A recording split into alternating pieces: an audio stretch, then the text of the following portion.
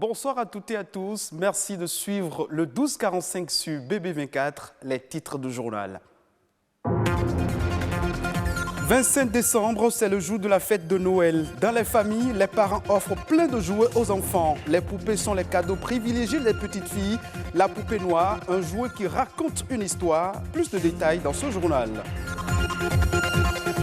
Période de fin d'année, moment propice pour booster les chiffres d'affaires dans le secteur de la volaille.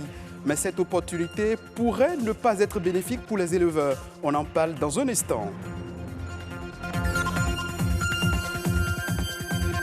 La sculpture des objets de piété, un métier qui requiert des aptitudes professionnelles. La sculpture religieuse est le fruit du talent et surtout de l'inspiration divine.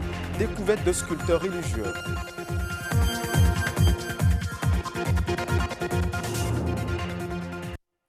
Bienvenue si vous nous rejoignez. 25 décembre 2019, jour spécial, jour saint et surtout jour de fête. C'est la Noël, c'est un moment de joie, de bonheur, de rencontres et d'échanges de cadeaux dans les familles. Pour les chrétiens, Noël est l'une des fêtes les plus importantes. Elle célèbre la naissance de Jésus de Nazareth. Au Bénin, la fête de Noël est un grand moment de prière et d'adoration religieuse chez les fidèles chrétiens. Pour eux, Noël est une fête à la portée spirituelle très forte. Aujourd'hui, le jour de Noël est férié dans de nombreux pays. Occasion pour se réunir en famille et accorder une place particulière aux enfants. À suivre dans le journal du soir, un reportage sur la célébration du culte de Noël dans les églises et temples. Joyeuse fête de Noël à tous. Ce 25 décembre, les enfants ont reçu différents cadeaux de la part du Père Noël. De nombreuses petites filles ont eu droit à des poupées. Au Bénin, le marché des poupées à la peau sombre et aux cheveux crépus se développe et attire de plus en plus intérêt et curiosité. Les poupées noires, des jouets qui racontent une histoire, c'est un reportage de Petroni Lokosu et Amandine Aniambossou. Coiffer une poupée qui leur ressemble, cette expérience est demeurée un rêve longtemps inaccessible à des générations de fillettes d'Afrique noire. Il a fallu s'affranchir des codes esthétiques européens pour voir enfin ce rêve se réaliser avec l'avènement des jouets respectueux de la diversité. Sateru, 13 ans, a eu sa première poupée noire depuis le bas âge, une expérience qu'elle n'est pas prête d'oublier. Personnellement, j'ai eu la chance d'avoir une poupée noire. Je pense qu'il est vraiment primordial parce que moi, j'ai toujours aimé jouer avec les poupées noires parce qu'elles me ressemblaient. Je pouvais les coiffer alors qu'on m'offrait une poupée Barbie, je faisais ça, le cheveu partait. J'étais scandalisée et puis je me disais mais ça ne me ressemble pas, j'ai pas envie d'être comme ça. Au-delà d'un simple jouet, ces poupées mettent en valeur la beauté de la femme de l'Afrique noire, la richesse des cultures africaines et la mode afro. Nous avons décidé donc de remettre notre histoire à jour à travers les poupées. Parce que nous pensons qu'un enfant qui joue, c'est un enfant qui apprend. Un enfant qui joue, c'est un enfant qui crée. Et là, à travers nos poupées Nubiadi Black Dolls, nous racontons l'histoire des reines et de l'histoire des rois. Et également, nous avons décidé de l'utiliser en tant que jouet éducatif parce que nous faisons la promotion de l'éducation par le jeu, afin que les parents puissent justement jouer avec leurs enfants. Ces poupées ont connu une évolution dans le temps et la perception des citoyens diverge à son propos. La poupée blanche n'a rien de commun avec mon enfant. Donc, je préfère lui offrir une poupée noire à laquelle il peut s'identifier. Moi, j'aime particulièrement la couleur blanche. La couleur noire, bon, c'est quelque chose qui est sombre. Bon, moi, selon moi, bon, c'est pas bon, c'est noir. Bon. Cela peut aussi entraîner ce qui est noir. Je vais prendre les poupées noires. Parce que moi, je suis noir. Il faudrait qu'on fasse un peu valoriser nos cultures africaines. Le marché est encore jeune, mais prometteur surtout pour le continent africain. Nous sommes amenés à avoir des usines qui fabriquent les poupées africaines en Afrique. Et ça arrive, c'est déjà le cas au Nigeria. Et ça va être aussi le cas au Bénin. Nous avons des poupées qui sont fabriquées, customisées ici en Afrique. Nous en appelons les parents à s'y pencher et à acheter les jeux éducatifs africains et pour que nous puissions consommer du Made in Africa enfin. Les poupées noires, c'est aussi un moyen de sensibilisation de la couche enfantine sur les conséquences de la dépigmentation de la peau. Comme quoi, le loisir peut aussi servir à éduquer. Cette période des fêtes de fin d'année offre également assez d'opportunités aux commerçants. C'est le cas des éleveurs de la volaille qui écoulent une grande partie de leurs animaux. Mais il se pose souvent un problème de rentabilité chez les aviculteurs. Rachidi Oda, éleveur de la volaille, en parle au micro de Stanislas Lerpont. Aujourd'hui au Bénin, le marché de la volaille est en plein essor. Parce qu'aujourd'hui au Bénin, la production locale tourne aux environs de 10 000 tonnes par an. Et cette quantité, cette production est encore très insignifiante par rapport à la demande. Donc si vous voulez produire et vendre en période de fête et gagner de bénéfices, c'est que vous devez vous préparer un peu plus tôt. Soit vous commencez en janvier, soit au plus tard vous commencez en juin, juillet. Et si vous prenez un poulet, un plateau d'œufs à la fin du mois, à la fin de l'année, vous avez au moins 10 à 12 plateaux que vous tirez d'un seul poulet. Et cela, c'est d'importantes ressources parce que par plateau, vous êtes entre 1500 et 2000. Faites vous-même le calcul, vous verrez un peu ce que ça donne. Le marché existe. En réalité, c'est la technique de vente qui pose problème.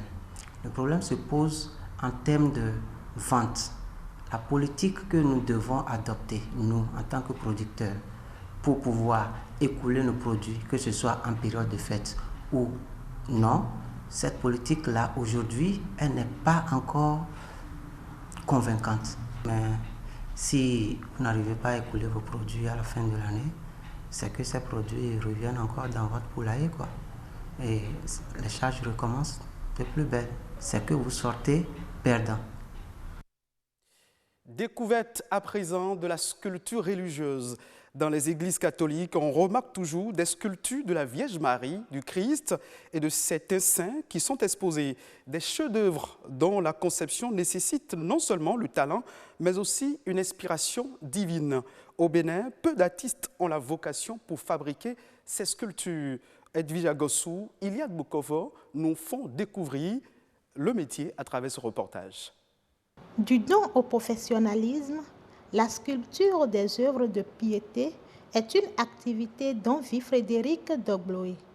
La quarantaine, Frédéric détient le secret de la transformation du bois, du ciment, du bronze et autres matières en de différentes statues divines. Aucun homme ne peut se lever un jour et dire qu'il va faire la sculpture. C'est un don que Dieu donne et après, on le fructifie. Comme les 7 dons de l'Esprit Saint, si Dieu te donne, parmi les 7 dons, si il donne quelque chose, si tu n'arrives pas à le fructifier, là, tu ne peux pas voir l'effet de ce que Dieu t'a donné. Donc c'est là que, après avoir eu ce don, j'ai fructifié ça, j'ai suivi les formations théoriques et pratiques dans le domaine durant 4 ans. La sculpture, activité génératrice de revenus, est un métier dont la réalisation suit plusieurs étapes. Le prix de ces œuvres varie en fonction de leur taille et des matières premières entrant dans leur fabrication. Pour commencer la réalisation de la statue, comme un homme, pour se tenir debout, c'est la squelette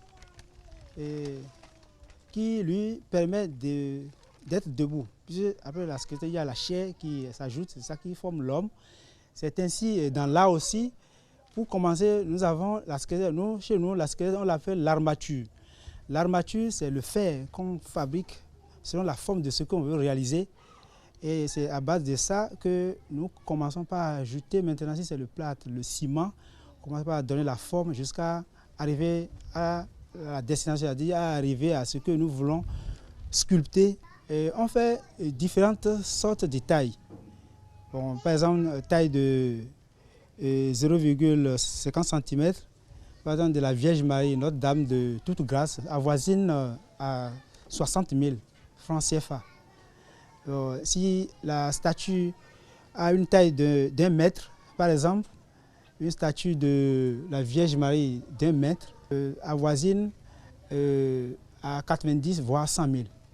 Ces objets d'art, ancrés dans la tradition de l'Église romaine, n'intéressent que les chrétiens catholiques.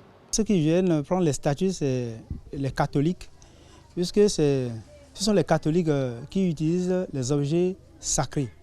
Dans l'Église catholique, effectivement, nous avons les statues, les images, et les décorations. Tout cela rentre dans l'art chrétien. Classées dans la catégorie des œuvres d'art saintes, elles participent à la liturgie et prière chrétienne. Elles fortifient la foi en Dieu. C'est l'incarnation du Christ qui justifie la présence de l'art, des sculptures et des images sacrées dans l'Église. Parlons à présent de la ménopause. C'est un phénomène naturel du vieillissement produit par la diminution des hormones féminines. Elle se manifeste par l'arrêt des règles chez la femme. L'Organisation mondiale de la santé estime qu'en 2030, plus d'1 milliard de femmes seront âgées de 50 ans ou plus, l'âge normal de la ménopause. Mais toutes ne comprennent pas bien ce qu'est la ménopause et ses impacts sur leur santé. Heureuse Danoné nous propose ce reportage pour mieux comprendre. La femme cesse de procréer à un stade donné de sa vie. Ceci n'est pas volontaire, mais s'impose à son corps. Le phénomène normal, selon les gynécologues, est appelé la ménopause. Il faut dire que quand on parle de la ménopause, on distingue 2 périodes. La période de la périménopause ou de la préménopause qui dure environ 5 à 7 ans. Puis après survient la ménopause même qui va se caractériser par l'absence des règles pendant une période de 12 mois successifs. Quoique normale, la ménopause surprend toujours la femme. La nécessité de savoir reconnaître les signes avant-coureurs reste donc de mise. Alors, en quoi consistent ces signes? Le premier signe qui amène souvent les femmes à consulter, c'est les bouffées de chaleur. La femme va commencer à ressentir des bouffées de chaleur qui vont la prendre vers l'abdomen, vers le thorax, qui vont remonter vers le visage. Le deuxième signe, c'est la sudation, surtout nocturne. Elle va se réveiller en sueur la nuit. L'âge moyen de la ménopause reste encore constant dans le monde, 50 à 51 ans. En Afrique, 53 ans. De façon normale, la ménopause va s'installer entre 45 ans et 55 ans. Dans cette fourchette de 10 ans, donc la moyenne est 50 ans.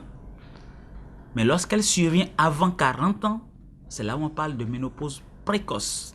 Mais je peux le dire aujourd'hui, ce qui nous gêne le plus au Bénin, c'est vraiment l'utilisation anarchique des médicaments induisant l'ovulation. Au Bénin, la précocité de la ménopause est encore moindre, certes, mais savoir vivre avec est la principale préoccupation de toute femme. Pour celles qui sont déjà ménopausées, les conséquences, c'est déjà, comme je l'ai dit, l'ostéoporose. Il faut prendre des aliments qui sont riches en calcium. Il faut avoir une activité physique régulière. Rien que la marche, déjà, ça peut aider. Il faut également penser à prendre, pour les femmes qui ne sont pas encore ménopausées ou bien qui le vivent difficilement, à prendre des aliments qui sont riches en phytoœstrogènes. Et en les consommant, ça diminue un peu quand même les symptômes et améliore la qualité de vie.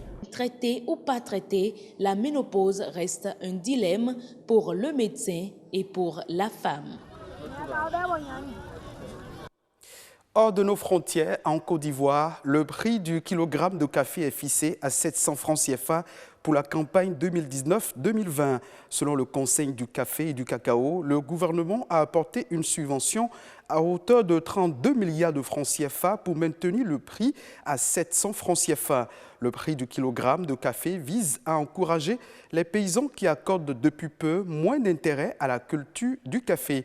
Il faut préciser que la Côte d'Ivoire a produit en 2017-2018 près de 125 000 tonnes de café, une filière porteuse de devises et d'emplois qui positionne la Côte d'Ivoire comme le 3e pays producteur de café en Afrique.